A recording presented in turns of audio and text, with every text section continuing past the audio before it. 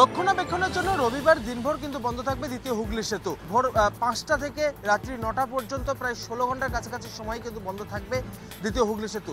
HRPCর আন্ডারে কিন্তু রক্ষণাবেক্ষণের কাজ করা হয় এবং যেটা জানা যাচ্ছে হাওড়া কমিশনারেটের পক্ষ থেকে যেটা জানানো হয়েছে যে এই যে দ্বিতীয় হুগলি সেতু বন্ধ থাকার ফলে বিকল্প রুট খুলে দেওয়া হয়েছে। বিশেষত বিবেকানন্দ সেতু, নিবেদিতা সেতু এবং হাওড়া সেতু, এই তিনটি সেতুকে মূলত ব্যবহার করা হবে।